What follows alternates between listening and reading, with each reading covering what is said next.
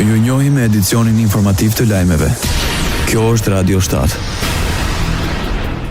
Në prag të zgjedhjeve vendore 2025 në Maqedoninë e Veriut, qeveria dorëzoi në kuvent propozim ndryshimin e ligjit për tatimin mbi vlerën e shtuar që shfuqizojnë përjashtimin nga TVSH-ja për dërgesat e porositura nga jashtë me një vlerë deri në 22 euro. Në këto kushte, të gjitha porosit online nga jashtë, pavarësisht nga vlera e tyre, do t'i nënshtrohen TVSH-s prej 18%.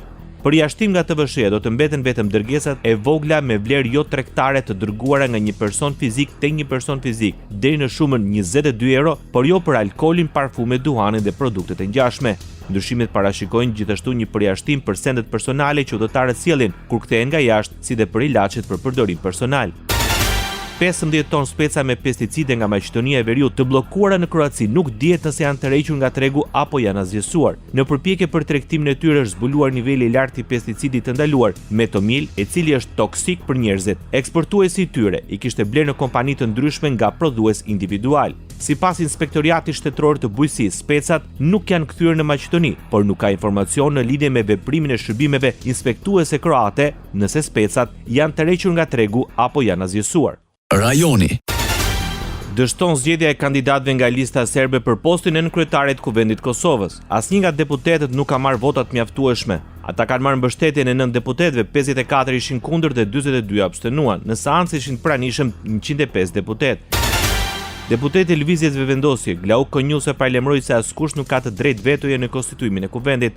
Po pas këtij gjykimi të plot të gjykatës kushtetuese u bëhet qartë që nuk ka kurfar të drejtë të vetës të askujt në konstituimin e Kuvendit të Republikës Kosovës. Ky është përfundimi i parë i rëndësishëm. I dytë i rëndësishëm është që të gjithë deputetët do të jenë të pranishëm dhe të votojnë. Konjusa kujtoi se Vetvendosja nuk ka mbështetur asnjëherë kandidatët e listës serbe.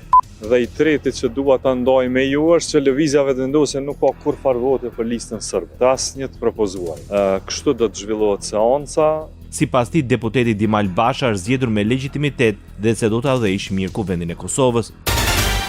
Opozita në Kosovë shpreson një marrëveshje politike për konstituimin e Kuvendit. Deputeti i LDK-s, Hikmete Bajrami, kujtoi se me 20 votat e kësaj force politike nuk mund të konstituohet Kuvendi. Në të njëjtën linjë është deputeti i LDK-s, Arben Gashi. Ai është i bindur se bllokimi është politik dhe jo kushtetues. Siç ja u kam thënë që në ditën e parë, bllokimi nuk është kushtetues. Bllokimi është politik. Mungesa e konsensusit, mungesa e vullnetit për konsensus dhe mungesa e fuqisë politike për formuar institucionet. Krejt të tjera janë loja dhe takizime kushtetuese dhe nuk është as pak bllokat kushtetuese. Radio 7, zëri pozitiv i qytetit. Komisioni Qendror i Zgjedhjeve ndërpret çdo përgatitje për zhvillimin e zgjedhjeve të parakohshme vendore në Bashkinë e Tiranës. Shkak është bërë vendimi i gjykatës kushtetuese. Një ditë më parë ajo pezulloi dekretin e presidentit Bajram Begaj pas ankimimit të kryebashkiakut të shkarkuar Erion Veliaj.